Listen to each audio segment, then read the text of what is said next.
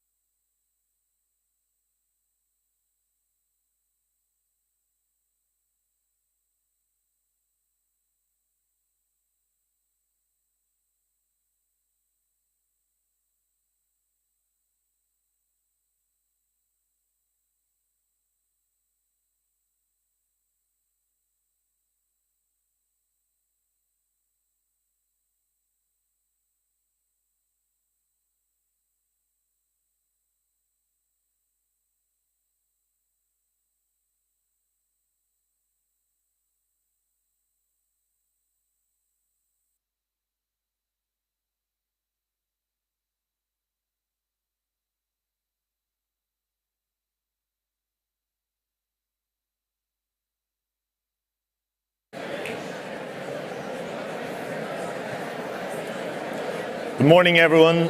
If you can take your seats, please. We'll start very shortly. In 1-2 minutes, we'll start the event. Thank you very much for joining us. Thank you.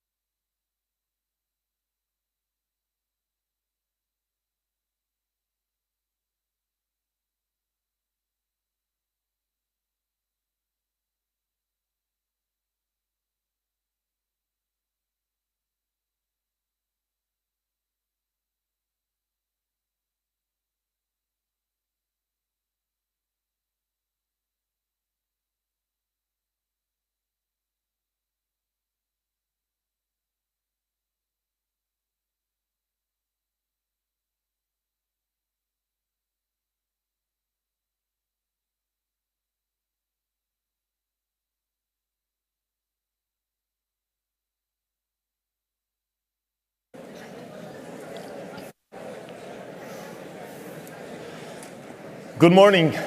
Good morning, everyone.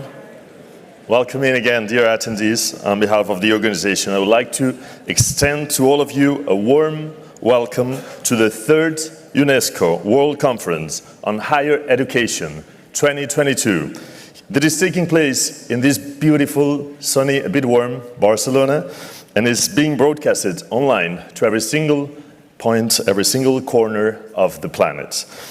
This event is organized by UNESCO together with the government of Spain, the government of Catalonia, the Diputació and the City Hall of Barcelona, with the technical support of the Catalan Association of Public Universities, ACUP GUNI. Almost 2 years ago, you remember what happened 2 years ago, but almost 2 years ago, UNESCO called us to be part of a global conversation on higher education. It called us to contribute on learnings, on ideas, on knowledge, on experiences, dreams, work, and determination.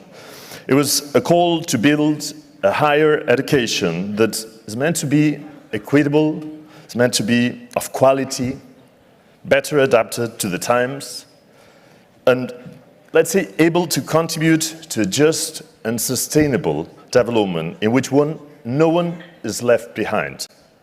And this is key. No one has to be left behind. And the day has arrived, and we're very proud and very excited to be here. And to be here in person, and the thousands, I can say, that are joining us virtually. Thanks to the technology, let's say streaming technology, that on the last World Conference was not that perfect, was not that advanced. And we're here to move on in this purpose. So welcome to all of you again. We ask you to take your seats, those of you who are just arriving to this beautiful place. Thank you very much. And I would like to present, and it's an honor for me to present, to Eric Díaz. He's a cellist, and he will play El cant dels ocells. I think Eric is with us. He's joining us. Let me see if I can see him. He'll be joining us in a sec. So Eric Díaz is going to play El cant dels ocells, which is a beautiful piece. And he will be followed by El cor de la cambra de la Universitat de Barcelona. And they will perform two poems from the book Bestiari, written by Pere Quart and directed by Poire Ballbé. Let me see if Pere, here we have the whole core. Thank you. Thank you.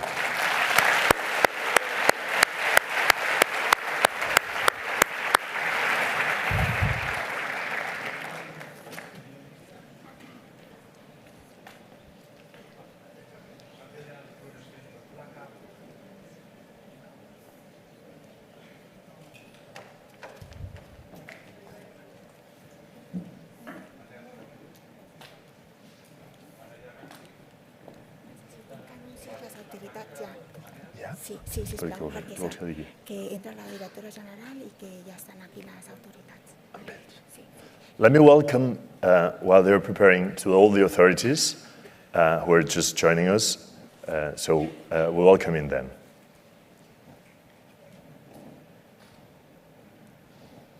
No tenen lloc a l'escenari, eh? No, com que no. No, Bueno, les sí, autoritats. al setting. Bueno, Perdona, és que sí. elles van allà. Ja, però tenen un sitting aquí i estic dirigint. Però Ja, teòricament per sé, guió. ja, ho sé, ja.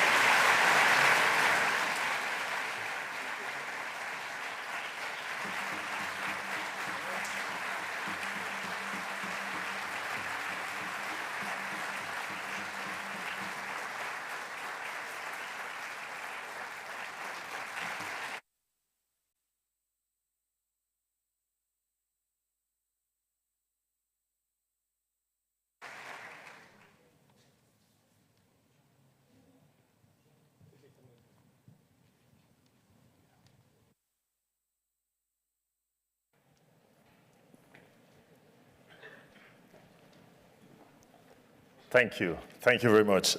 Just to remind you, in case you didn't get it in the first, this was the Cor de Cambra de la Universitat de Barcelona.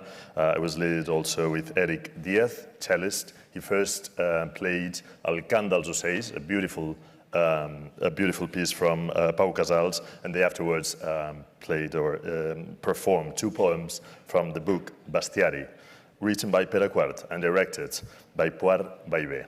Now, please, I would like to welcome in the stage to the authorities today with us. Please, welcome in.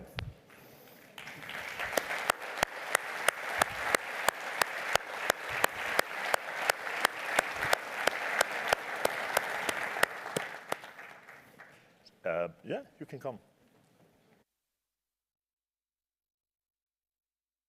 We extend a warm welcome also to the organizers, Spanish partners, and sponsors, and would like first to invite the Mayor of Barcelona, Ms. Ada Colau, to give her welcoming remarks.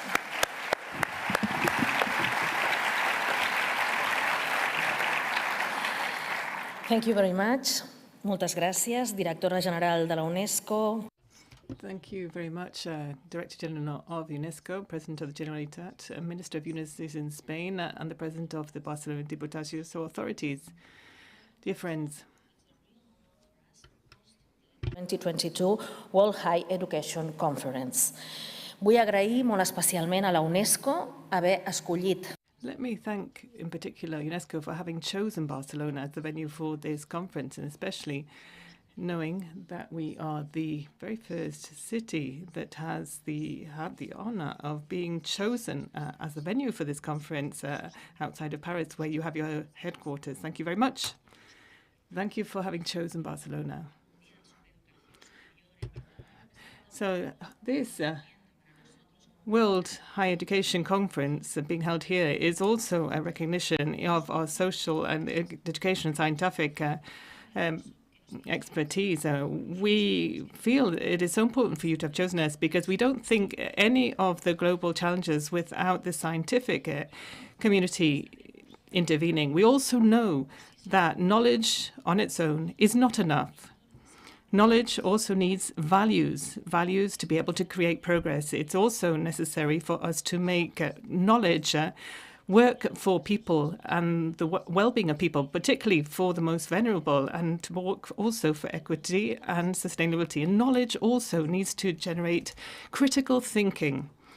In these times of uncertainty, these times of changes, at a time when the far right and hate discourses are increasing. Why? Because they really are fueled by increasing inequalities, and they're also fueled by fake news, which are proliferating, and no one is taking them up.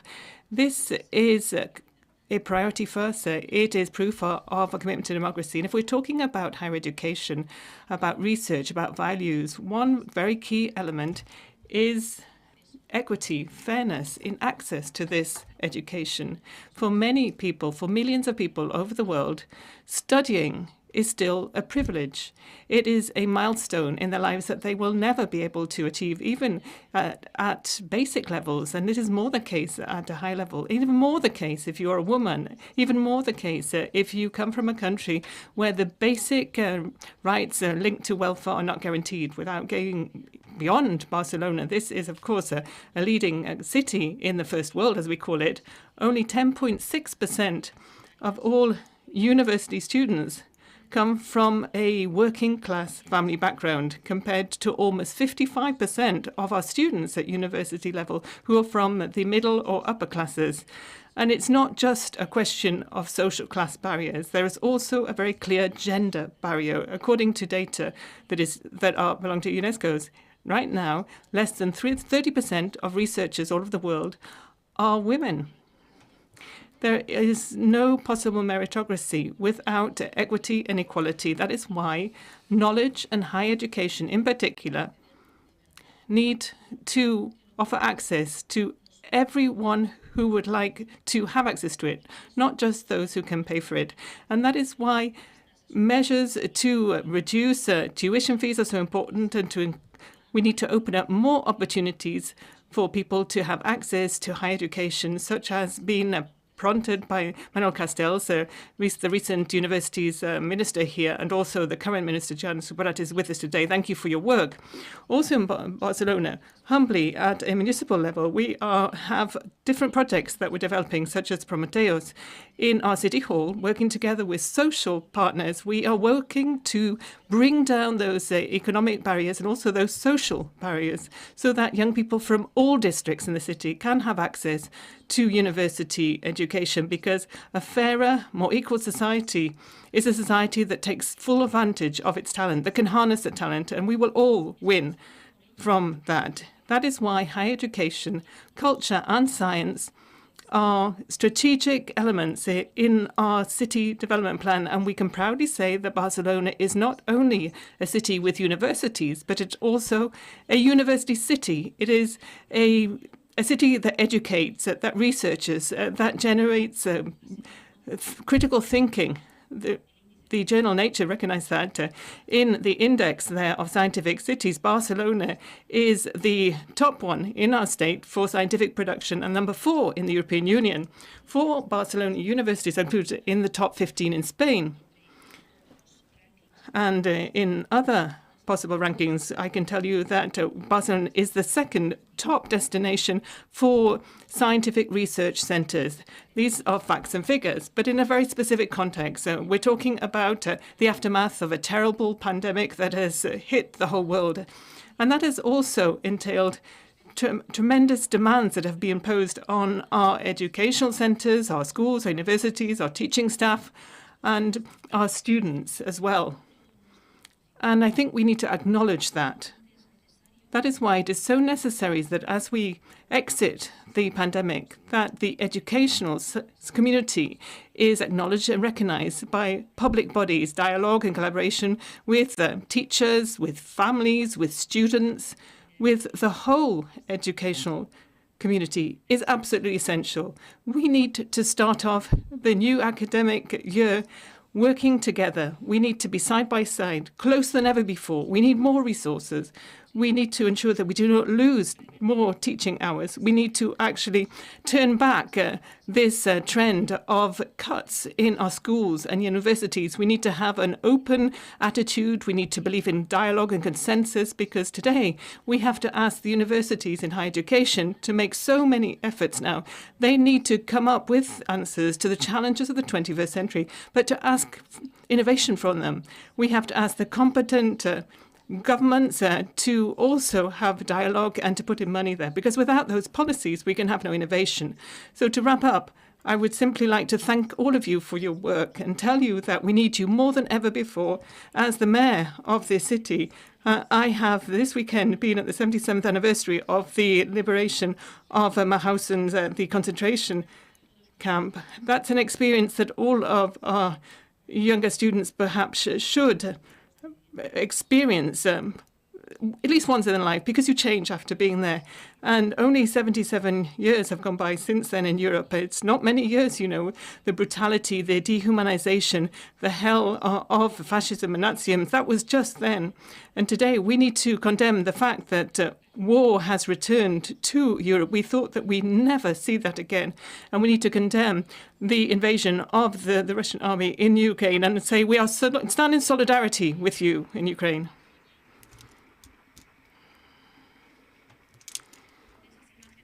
So with those pictures of brutality that we will not put up with in Ukraine, and with the anti-fascist memories there, we should make sure that should never come back again against anybody. With that democratic memory, I would wish you an excellent conference.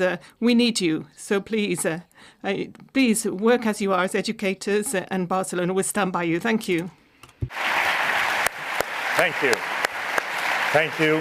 Thank you, Mayor Colau, for words of welcome. Now I'm pleased to invite to the President of the Diputació de Barcelona, Ms. Núria Marín, to address the conference, please.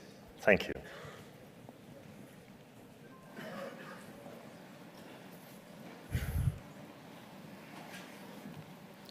Buenos días. Good morning.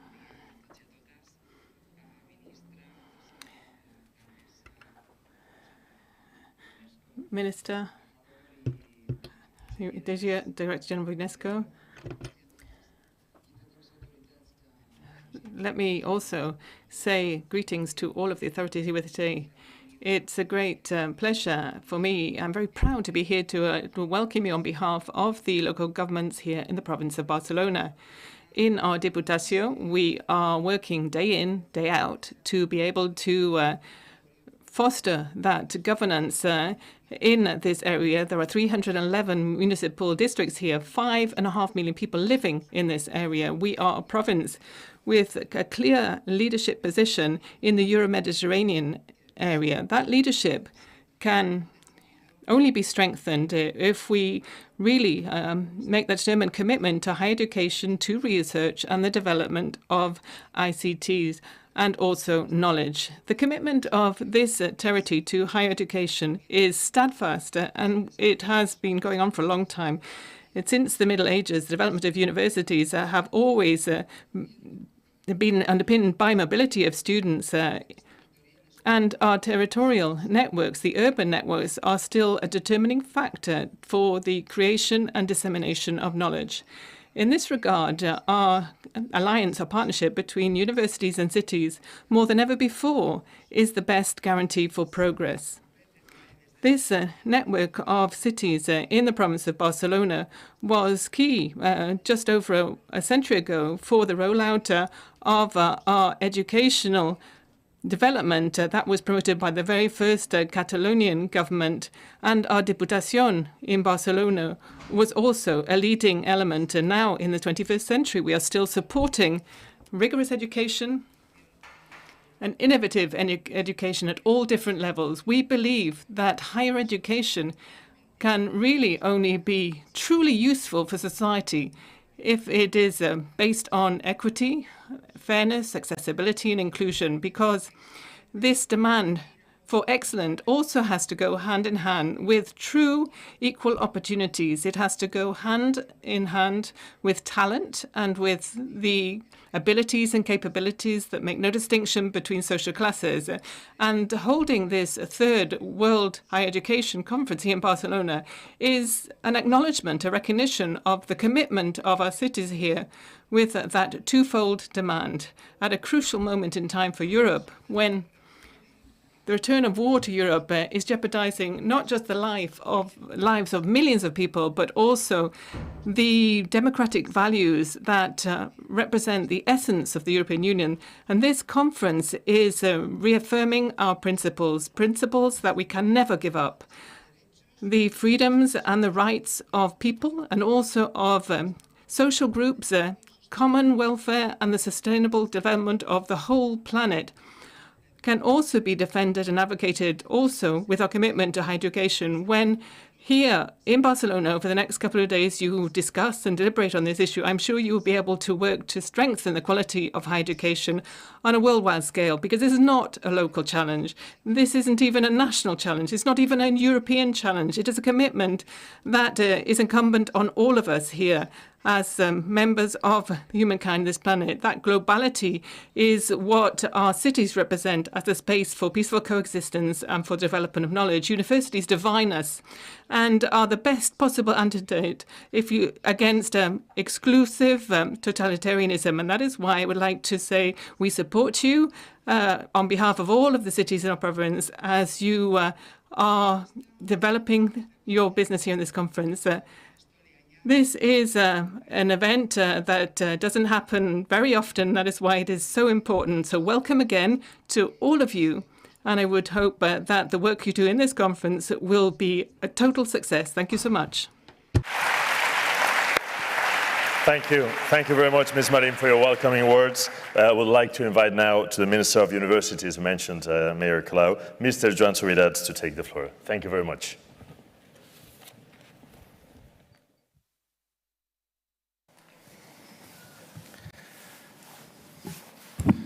Bon dia, buenos días. Good day.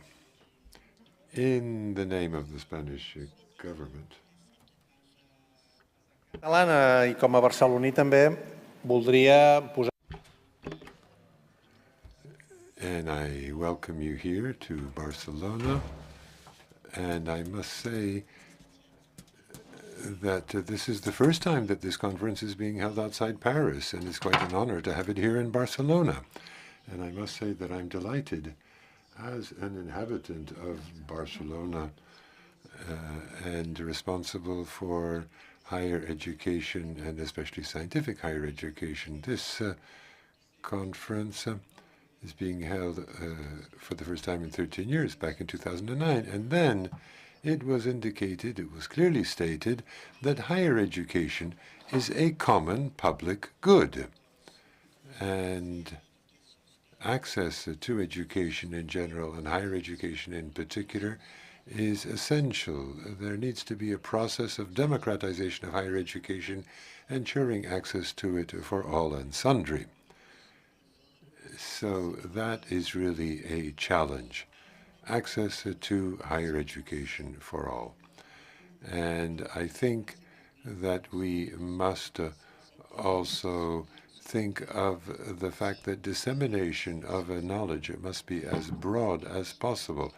This idea of open knowledge, of open science, is crucial. And there is another aspect that must be kept in mind. How can we adapt higher education in such a way as to rectify the inequalities of access to higher education to ensure a sustainable future? Everything has changed with the pandemic for universities who are also affected by that. In many countries, virtual online education is something that has made tremendous progress. In some countries, we have seen also that in-presentia education has a great value as well. But when that becomes impossible, then of course online education must be provided, and that can improve access to education provided we provide the right sorts of infrastructure that is required for that. So we really have to think in terms of a hybrid model. There is a high value in in-presential education, but online education must also be provided. Now, the challenges of globalization and of digitalization mean that we must have citizens who can acquire very different types of knowledge, who need to have an interdisciplinary approach.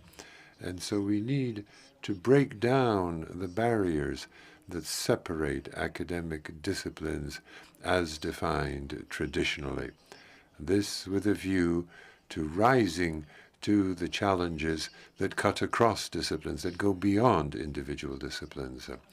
And another point that I would like to stress, one that I think is becoming more important, namely that there's a breakdown in the phases of life. You study, then you work. No, the study is something that needs to continue without interruption. Lifelong education is a subject that is debated more and more frequently whenever education is discusses such issues, and we need to make it possible for citizens, for individuals of all ages, to be able to continue to learn, to improve their qualifications, to upskill, as it's called. And this problem is also a technological one, and universities need to rise to that challenge as well. And we need to write into our legislation appropriate principles. We have stressed equality of access and gender equality, because in education there are certain discriminations in that regard, and that is something that must be broken down. Now, these are also issues that we cannot tackle at the level of just one country. It is indispensable that we internationalize our approach to education. Knowledge knows no political frontiers. If we look at the past, say 1,000 years ago, the mythical places of knowledge in Europe, Salamanca, Oxford, Bologna, people went from one university to another to broaden their knowledge, to learn from the masters, the professors available locally. And today, that's even more obvious. Without being open to or exposed to international knowledge, it's difficult to make progress. And of course, what is provided for within the European Union in this regard through alliances among different groups of universities really does rise to that challenge. Thank you. Mr. Minister, for your welcoming remarks. And the fourth opening speaker is the President of the Generalitat de Catalunya, Mr. Pere Aragonès. The stage is yours, please.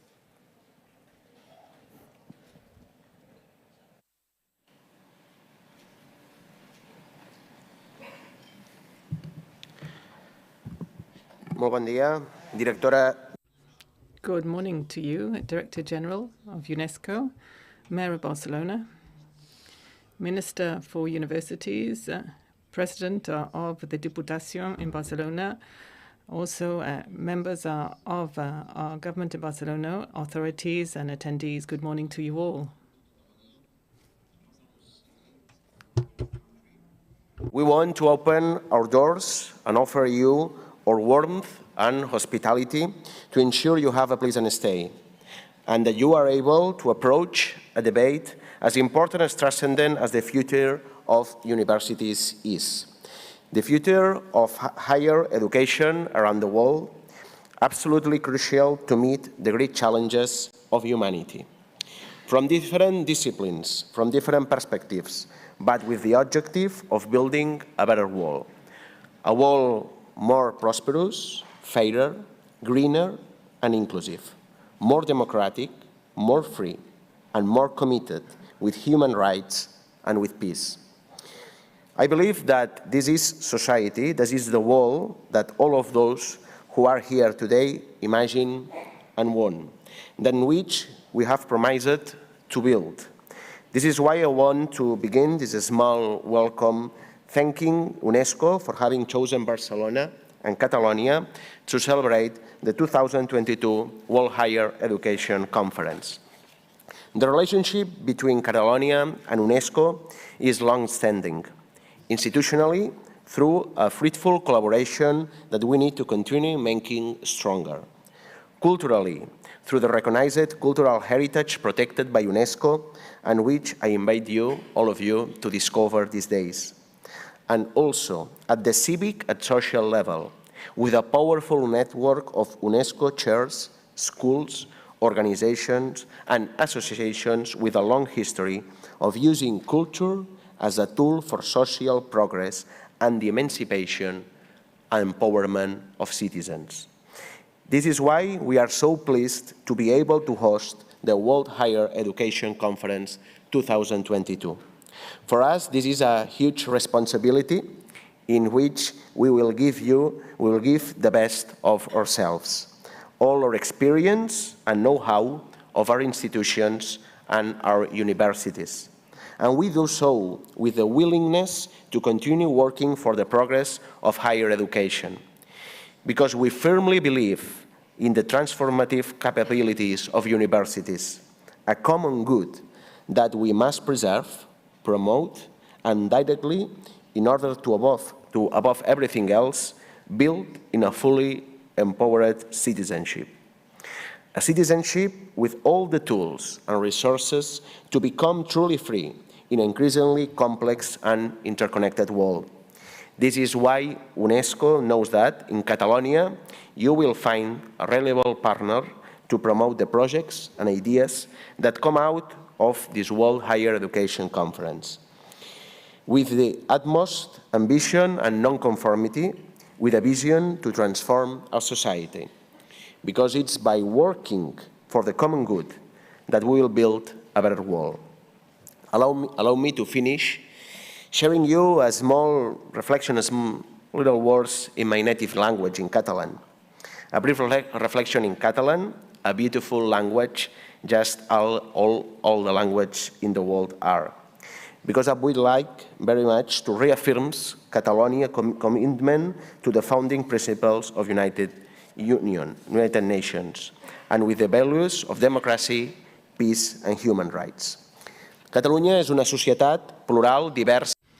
Catalonia is a plural, diverse society open to the whole world, either through the Mediterranean or through our commitment to the European project. It is a land of peace. It is a land that is a welcoming land that has characterized the way we are and the way Catalonian society is. It's the way that we also understand each other.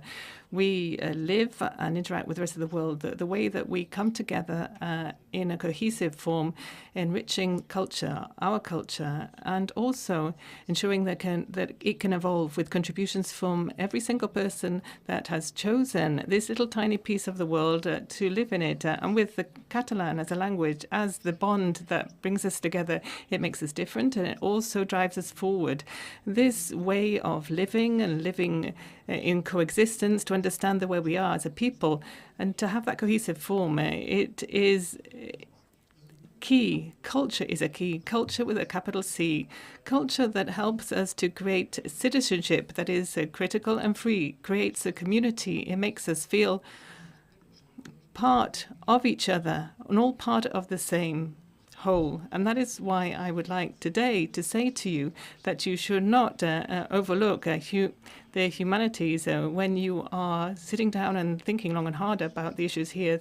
Think about them, discuss and debate about the challenges of higher education for over the next 10 years, and do it with that transformative vision that we have to take full advantage of all of the know-how, knowledge that is available in all of the universities all over the world to be able to actually deal with the big challenges of humankind and do that. thinking of trying to drive forward our technological, political and social progress to try and deal with those tremendous challenges we're facing, like climate change or the COVID-19 pandemic. But remember, too, that we also have to build a better world. And to do that, we need to harness all of those disciplines, the social and the humanistic disciplines that all help us to understand who we are as a society, that empower us as citizens and offer us the opportunity of becoming really and truly free citizens. This idea of freedom, which it comes from knowledge, because we know that we get that knowledge from universities, is a great starting point to be able to transform the world and to make the planet a better place. Thank you very much. Have a great conference to all of you. Good day. Thank you, President Aragonés. Thank you very much for your welcome. For the final welcome address, we're honored to have the Director General of UNESCO, Ms.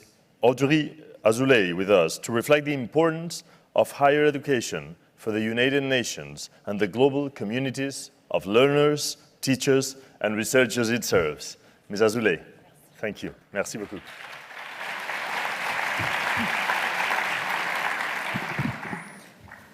Bom dia. Good day. Good day to all. Mr. Pere Aragonés, President of the Generalitat de Catalunya, Mr. Juan Subirats, Minister of Universities of Spain, Ada Colau, the Mayor of Barcelona, Madame Nuria Maria Martinez, President of the Diputación de Barcelona, rectors, professors, students, ministers, Your Excellencies, ladies and gentlemen. It is really a pleasure and an honor to be here with you today in Barcelona, to be with you here having come from the four corners of the world to participate in this third World Conference on Higher Education organized by UNESCO. Here we are in Barcelona, a city of culture, a city of science, a city of youth. Here we are in Spain, a country with which we share a lot of areas of cooperation, not just in education, but also in culture, in the sciences. And therefore, I would like to thank all of the national authorities, the regional governments, the local governments that have really transformed this city into a world capital of higher education. What brings us together here today in such large numbers is the strength of an ideal, the ideal of a humanistic university, of emancipation through knowledge, which is reflected in the slogan of the University of Barcelona, which has been proclaiming for 5 centuries that freedom bathes everything with light. There is an Ariadne thread that links freedom with universities. Universities inspire us to be more vigilant in the defense of academic freedom, to make sure that we follow the principles of international law recognized by UNESCO and also UNESCO's recommendation on the status of teachers in higher education. UNESCO is convinced that higher education should not be perceived or be transformed into a privilege, but should rather be an integral part of the fundamental right to education, period. And that is why education must constantly adapt to the changes occurring in our world. That is our objective, the objective of this important future-oriented work being done by UNESCO about education, how education should look in the future. In the report published in November last, it is recalled that education must always be seen as a public good. And that is one of the objectives of this conference and also of the Summit on the Transformation of Education convened by the Secretary General of the United Nations, Antonio Guterres, in September of this year, and UNESCO is responsible, together with other agencies, for the preparation of this summit convened by Antonio Gutierrez because of its future-oriented labor. And if there is anything that is more important than to ensure a profound transformation, it is higher education. Your Excellencies, ladies and gentlemen, yesterday we talked about a privilege. Higher education is a privilege. But today the number of students in the world has more than doubled over the last 20 years. It's up to 235 million, and according to the most recent data that we have published on the occasion of this conference, it is expected to double yet again over the next 10 years. International mobility is increasing even more. The number of students studying outside their country of origin has almost tripled over those 20 years. It is up to 6 million today and expected to reach 8 million in 2025. But of course, at the planetary level, which we must look at today, there are still many inequalities. Only 10% of young Africans south of the Sahara have access to higher education, compared to 79% of young people in richer countries. And it is the only part of the world where there are fewer women than men studying at university, and much fewer. But there are also substantial disparities when it comes to access to individual disciplines. On average in the world, only 1 student in 3 in engineering is a woman. Only 1 in 3. And we are really confronted with a major challenge for education to really become a common public good that is accessible to all, both men and women. That requires public investment that rises to the occasion and that takes into consideration the growing size of the student population and its mobility. And there is also bad distribution of resources to ensure a lifelong education as well. And if we look at those inequalities, we see that public education per student has increased only in Europe and in North America, whereas in East and Southeast Asia, it has increased a bit. In the rest of the regions of the world, it has, in fact, declined. And that is an issue that we have tackled head-on in UNESCO in July last at the World Meeting on Education. More than 70 countries present there committed themselves to allocate at least 4 to 6% of their GDP and 15 to 20% of the public expenditure to education. Act. And the first way to do this is by supporting, encouraging international mobility in higher education. One of UNESCO's, I think, greatest success in this field has been in the normative field, to develop regional conventions on the recognitions of qualifications. We have been able to make life easier for millions of students, while also advancing countries' development and the sharing of knowledge and skills. It's a history that started in the 70s with the first regional convention, and they've been since then revised to take into account this growing internationalization. All these regional conventions on the recognition of qualification have now been revised and adopted, most recently in the Arab region in February. The conventions also of Lisbon, Tokyo, and Addis Ababa have entered into force, and I'm pleased to announce that they will soon be followed by that of Buenos Aires for Latin America and the Caribbean. I would like here to reiterate our call to all member states to ratify their regional conventions if they have not yet done so. And very interestingly, all those conventions have paved the way for the first global conventions, the first UN Global Convention of recognition of qualification in higher education. It's a text that you know has been adopted in November 2019 at the General Conference of UNESCO by 193 member states. This convention will make it possible to have universal principles for recognizing diplomas and also for the simplification of procedures for the mobility of students, but also of teachers, of researchers, and for the first time at a global level. It will also be extremely important to support the integration of refugees in higher education at a time when only 5% of them have access to it. Unfortunately, as you know, this has become also one of the consequences of the war in Ukraine, with the dramatic situation of all those, the Ukrainian students, but also the many foreigners studying in Ukraine, and that saw their studies brutally stopped. I would like to thank the states that have already ratified this global convention and call also upon others to follow their example so it can enter into force.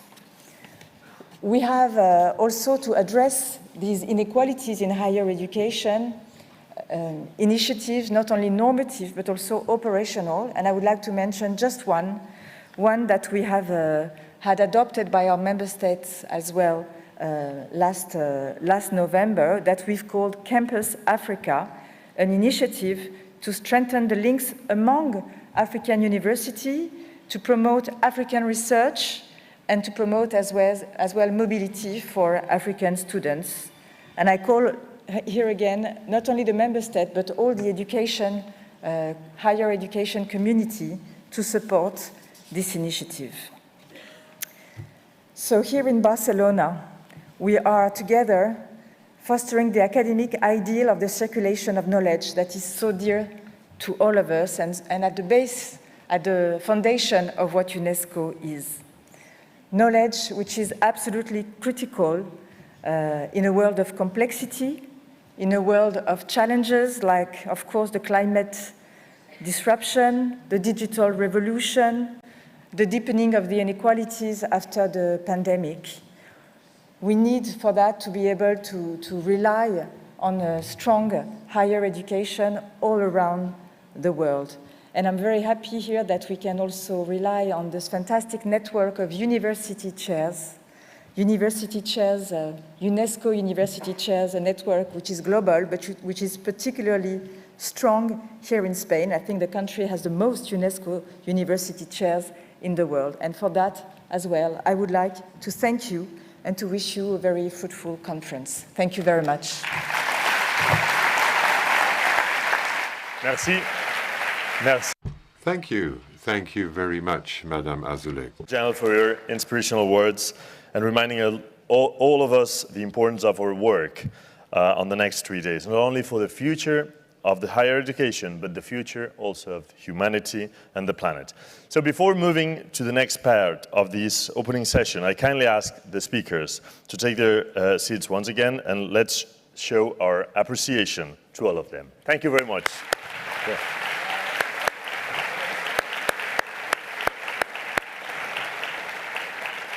Thank you very much. So it's now our great pleasure to introduce our distinguished opening keynote speaker, Professor Silvia Skimelkes, to provide us with a timely framework from the international university perspective. Professor Skimelkes is a Mexican sociologist and researcher awarded with the Comenius Medal for the Czech Republic and UNESCO in 2008. Recently, you can come up with us. Thank you, welcome. Recently, she co-chaired the Independent Group on Universities and SDGs joint initiative led by UNESCO and Bergen University in Norway. She has written around 15 books and more than 150 articles and book chapters on the right of education, educational quality, values education, intercultural education, and adult education. Mr. Skimelkes, it's a pleasure. It's all yours. Thank you very much.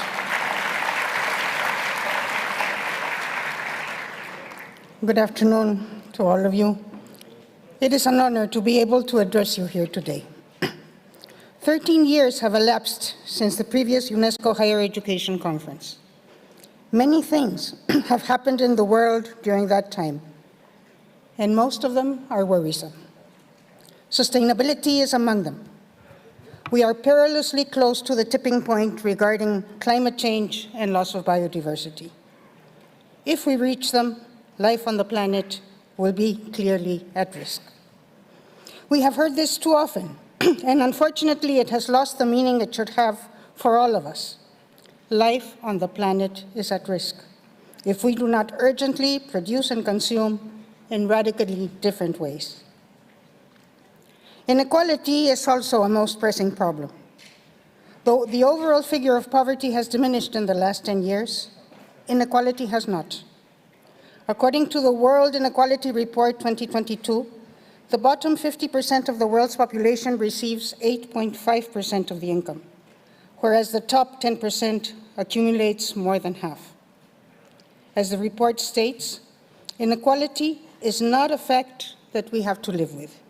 It is a political decision, which most of our nations are not taking the responsibility for. Peace is at stake. There were 27 major armed conflicts around the world in 2021, and shamefully we have to add new and serious ones, like the war between Russia and Ukraine, which poses a threat to the world at large. Wars are the cause of death, displacement, and severe human suffering, and interrupt social development. This is the millennium of migration. Forced migration is increasing, and its causes multiplying. Discrimination against those that are different is acquiring ominous tones in many parts of the world, affecting both local populations and migrants. And though there is a greater support for human rights now than ever before, there are human rights violations everywhere. Then we have the COVID pandemic, which has exacerbated all of these problems and created new ones, and has reminded us of our fragility and of the delicate balance in the relationship between humans and nature. All of these problems are crossed by gender issues. Women and girls are almost always the most affected. Locally, in our very diverse contexts, these problems take on different concrete forms, some of them critical. From UNESCO's perspective, education poses a possible solution to many of these problems. Its motto for 75 years has been, quote, "If wars are forged in the minds of women and men, it is in the minds of humans that the defenses for peace must be constructed," end of quote. Before the pandemic, however, there were 259 million children and youth out of school. That number has probably increased. These are mostly poor, rural inhabitants and members of cultural minority groups, and the majority are girls. Reaching them with quality education is key to achieving one of our most important goals as humankind. There is good news, however, and that good news is gathered here today. We have an enormous potential as higher education institutions. In the last 20 years, the number of higher education students around the world, as the DG has already said, has more than doubled and is now around 225 million. There are over 20,000 accredited higher education institutions present in every country in the world. Their business is educating future professionals and building knowledge. Education has the potential for transforming the world. Knowledge, when it is ethically driven, has the power to deliver solutions to the world's problems and contribute to the development of humankind. I would like to make a call to all higher education institutions, especially to those that are here today or following the World Conference virtually, to take advantage of these few days that we are all together to reflect and debate on our responsibility for the future of people and planet. The 2030 Agenda sets the stage, as do the 17 Sustainable Development Goals towards which we must strive for beyond 2030. The recent document on the futures of education, commissioned by UNESCO, now sets the horizon on the year 2050 and invites us to build a new social contract for education. Higher education institutions of all types everywhere are called upon to contribute from their positions of builders of knowledge to this new social contract that would embrace the struggle for a peaceful, just, and sustainable future. The message I want to send can be summarized in 2 words: urgent change. I am referring to social and environmental change, of course, but also to change within our institutions that can enable us to be much more effective in developing our 3 main tasks: education, research, and outreach.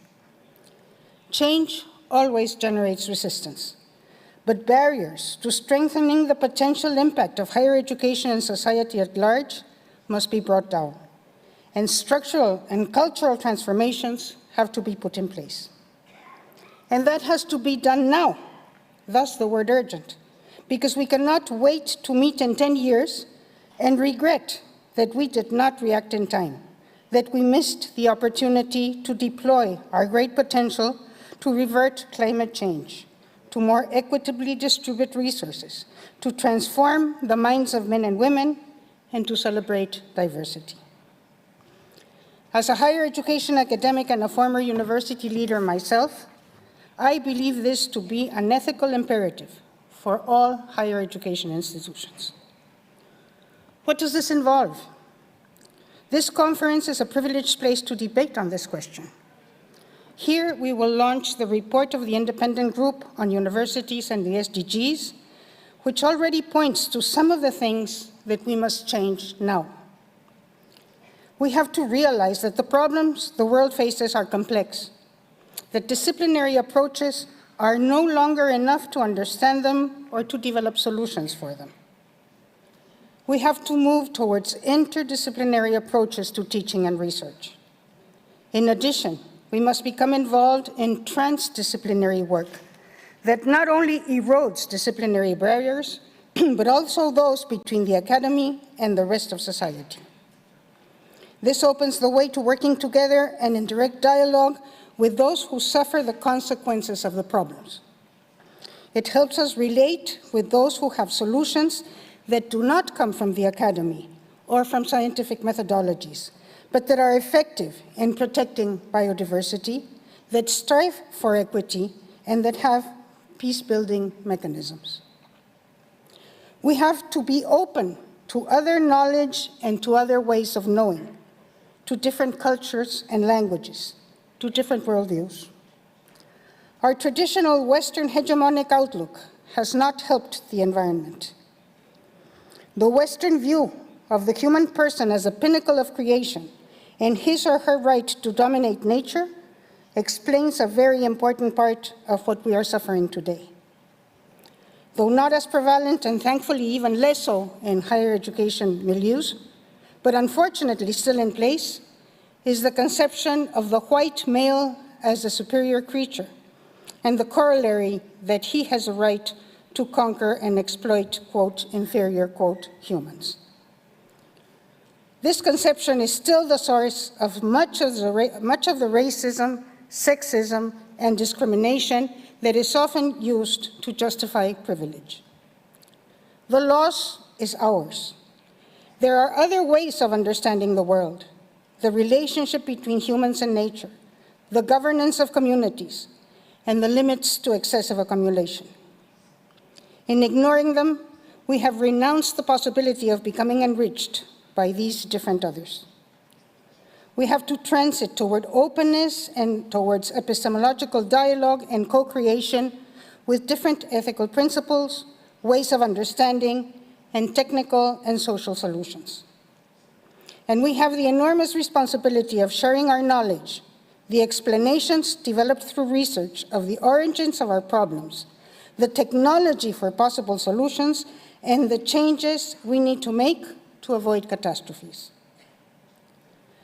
We need to have a much stronger presence in society at large and with all sectors of society.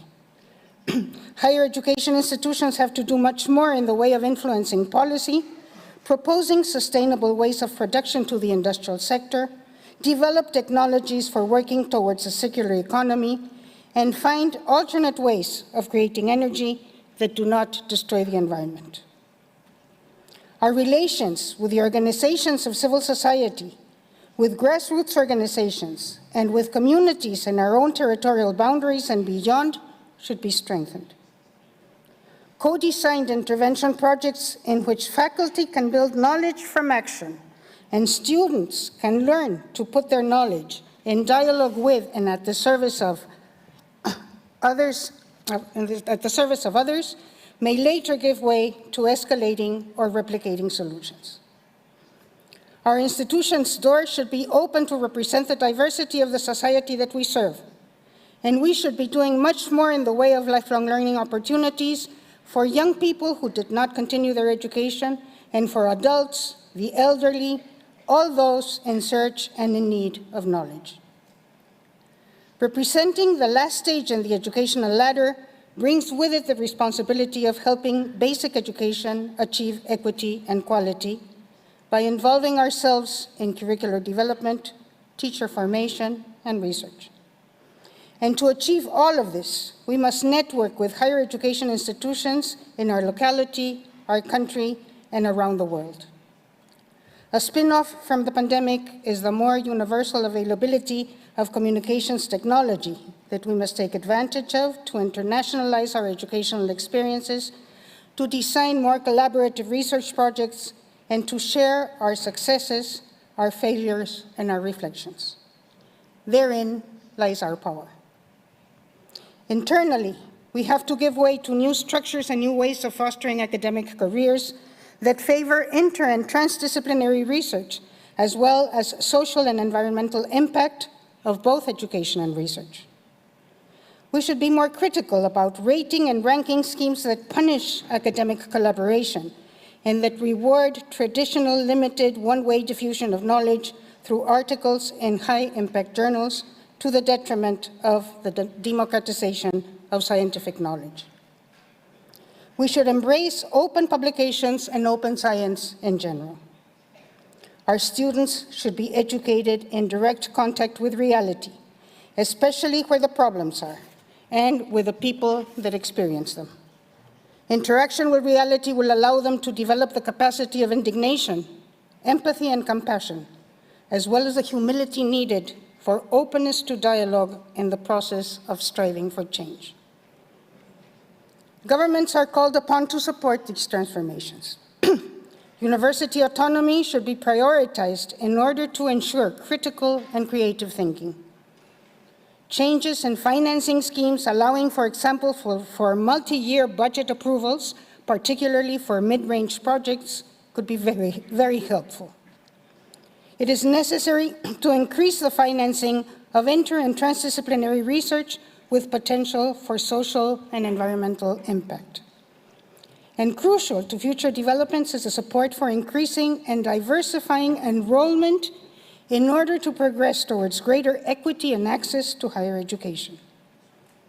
Donor agencies can perhaps take on some of these challenges and extend this kind of support to non-for-profit private higher education institutions. Democratizing our institutions will surely make way for valuable input on how to improve, but also to a myriad of ideas and projects. Students have much to say about sustainability, and we should listen to them. Faculty are more willing to modify embedded traditional behavior when asked to participate in designing change.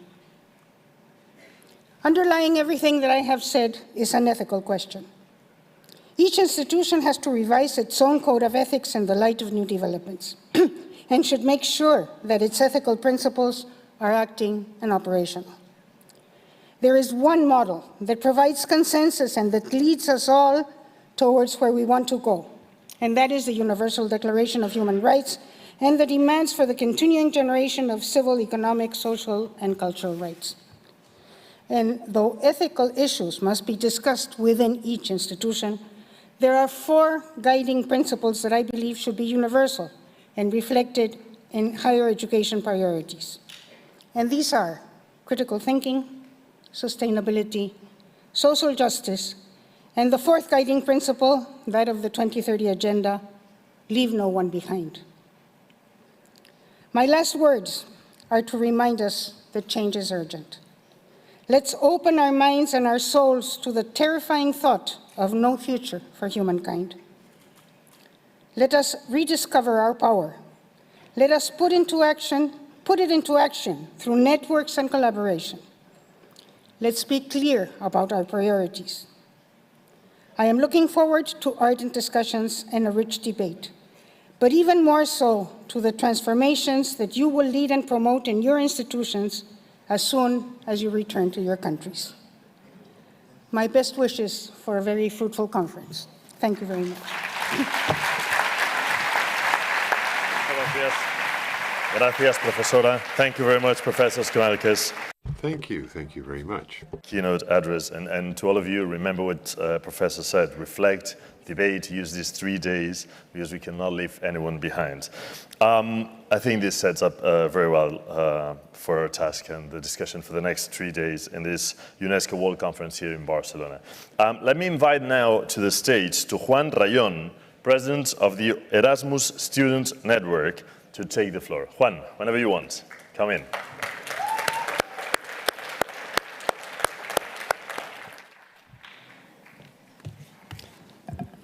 Thank you so much.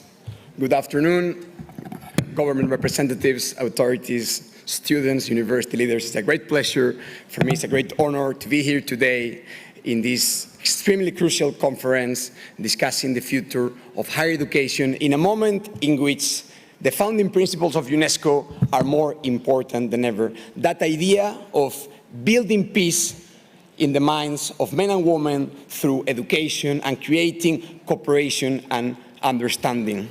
I am here representing the Erasmus Student Network, an organization with 41 national members that for 33 years has been supporting student mobility in Europe, and that is now committed to expanding all over the world to spread these values of students helping students and make sure that all those words that we heard before are turned into reality.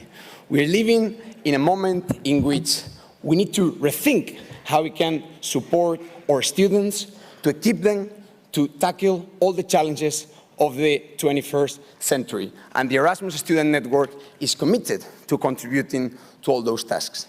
Because it's quite clear that when we start reflecting on how we can fulfill that promise of building peace in the minds of men and women, we need to reflect on what the higher education sector can bring. For us, in the Erasmus Student Network, it's quite clear there are many things we can do, but there is one very specific and concrete element that can make a huge difference, and that is internationalization opportunities for all.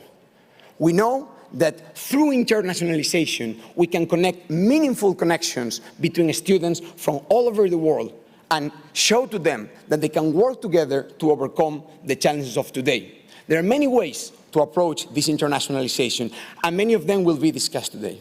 But from our experience, we want to highlight one of them. The most historic of all of them, international student mobility, an idea that has been creating a difference for centuries, as the minister highlighted before. We need to reinforce our efforts to facilitate international student mobility after the pandemic, pushing for the approval of the Global Convention and regional conventions. And we need to use that international student mobility to create meaningful collaborations between students and equip them with the agency and the sense of community so they can tackle the challenges of today. For that tremendous task, you will always be able to count on the Erasmus Student Network. We are pleased to be here today trying to spread our message of students helping students all over the world. Thank you so much. Thank you. Thank you, Juan. Thank you, Juan Rayón, for bringing such a powerful message. Thank you very much, Juan. Thank you. Young people are the engine, you know it, for change. Supporting them is our main goal. So this is important. And to conclude, I want to bring to the stage to some other young people. I'm proud to welcome to this stage, let's say, some more musicians and some more sounds with the group of Toquem per Tu. Welcoming, guys. This is a young band who reminds us that our work here is for the future, and they, as I was saying, the young people, are the future. Welcome.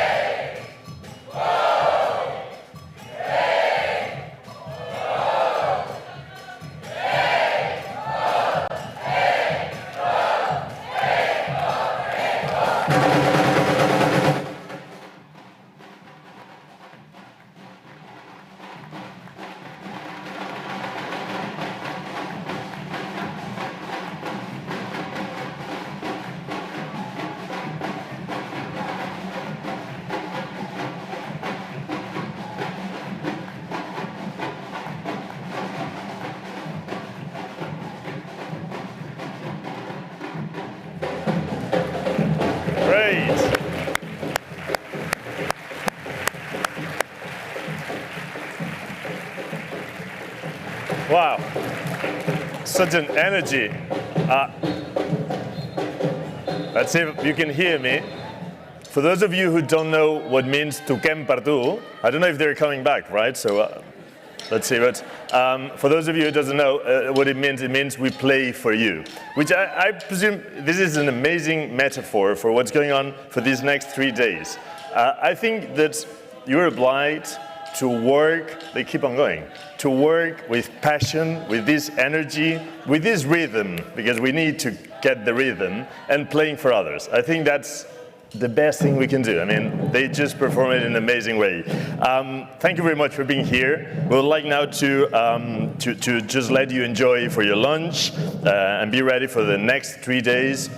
You can start by a mini lunch now, rest a bit, but at 2:30, we invite you for the parallel session that will start. And lastly, we want to thank you, everyone present in this room, and for all of you who are connected from every single place in the planet. Thank you very much, and have an amazing week. Thank you.